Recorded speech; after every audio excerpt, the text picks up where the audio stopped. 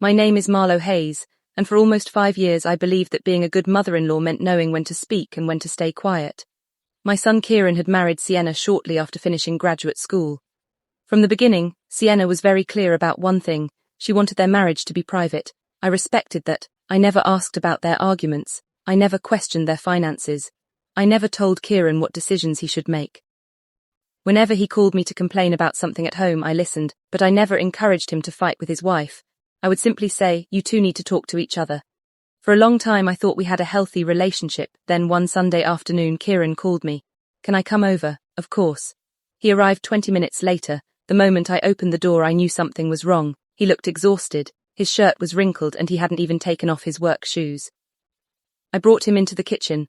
"What happened?" He sat down. "Nothing." I knew he was lying. Kieran rubbed his forehead. "Sienna and I had another argument. I didn't ask for details. Instead I poured him some coffee. "You should talk to her when you're both calm." He nodded. "I know." Then he said something that worried me. "She keeps telling me that you don't respect our marriage." I looked at him. "Never interfered with your marriage." "I know." "Then why does she think that?" He didn't answer. Before he left I told him something I had told him many times. "Whatever happens, don't make decisions while you're angry." He hugged me and left. I thought that would be the end of it. It wasn't. The following evening Sienna called me. Her voice was cold. "Marlo, I need to tell you something." "Kay, you need to stay out of our marriage." I was silent. "I don't understand. You're constantly influencing Kieran." "I don't tell Kieran what to do." "You don't have to." She sounded angry. "He listens to you. He's my son. He's my husband." I took a breath. "I've always respected that." "No, you haven't," she continued. "You've made him believe he deserves better." I couldn't believe what I was hearing. "I have never said that." "You don't have to say it directly." She paused. "Just stay out of our marriage." I looked at the kitchen table. "Right." She seemed surprised that I didn't argue. "I mean it." "I understand. Don't call him asking what happened. Don't invite him over every time we fight. Don't give him advice." "I won't." She hung up. I sat there for several minutes. I was hurt, but I decided to respect her request. If she wanted distance, I would give her distance. I didn't call Kieran. I didn't text him. I didn't ask what had happened. That night around 11:40 p.m. my phone rang. It was Kieran. I answered. Voice sounded different. "What happened?" "I need you to listen carefully." I sat down. "Okay, not at home." Heart dropped. "Where are you?" "At my office." "Why?" There was a long pause. "Because Sienna changed the locks." I couldn't believe it. "What?" "She told me to leave." I stood up. "What happened?" "I came home from work and found 2 suitcases outside the door." He laughed bitterly. "She said she needed space." "She tell you why?" "She said I was too influenced by you." I felt my stomach tighten. "Kieran, I didn't tell you to leave your home." "I know." Then he said, "That's why I'm calling you." I didn't know what to say. He continued. "I need somewhere to stay tonight. You can come here." Arrived 20 minutes later, I opened the door and saw my son standing there with 2 bags. He looked completely defeated. I hugged him. He didn't say anything. We sat in the living room. Then he told me everything. For months, Sienna had been hiding serious financial problems. She had accumulated several personal debts. She had also used money from a joint savings account without telling him. When Kieran discovered it, they argued. He wanted them to sit down and make a plan. Sienna refused. Instead, she told him that his mother was controlling him. She had convinced herself that I was the reason he was questioning her decisions, but there was something else. Kieran opened his phone. He showed me several bank transactions. "Mom, look at this." I studied the dates. There were large withdrawals, thousands of dollars. "Where did this money go?" "I don't know." Then he showed me something else. A series of payments had been made to a company called Northville Consulting. I recognized the name. "Isn't that Sienna's cousin's company?" Kieran looked at me. "Yes." I immediately stopped.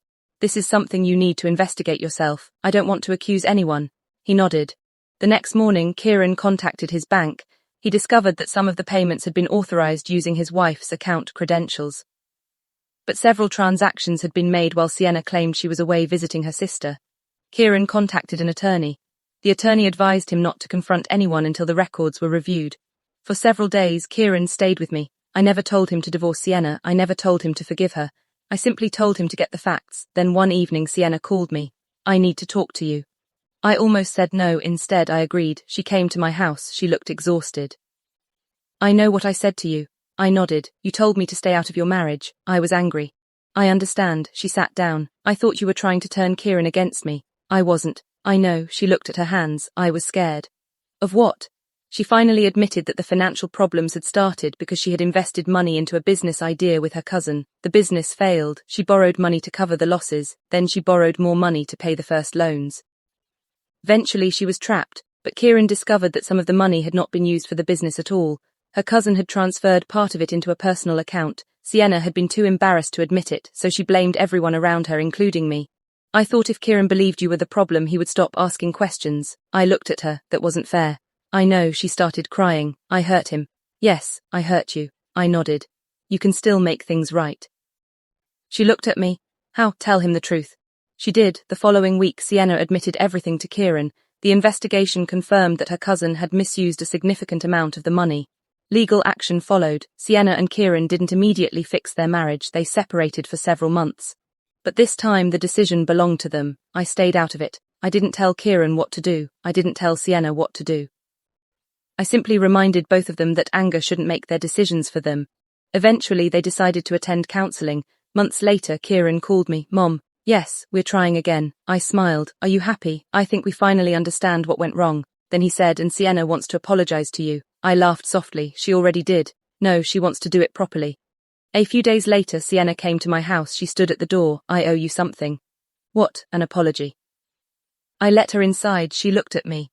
When I told you to stay out of our marriage, I thought I was protecting my marriage. I nodded. I was actually trying to hide my mistakes. She took a breath. You could have used everything against me. I could have, but you didn't. No, why? I smiled. Because your marriage belongs to you and Kieran. She nodded. Because I never wanted to be the person standing between you. She started crying. I understand that now. Didn't suddenly become best friends. But something changed. There was respect, real respect. And I learned something too. Sometimes the most loving thing a parent can do is step back, not because they don't care, but because they care enough to let their adult child make their own decisions. Sienna had once told me to stay out of their marriage, so I did.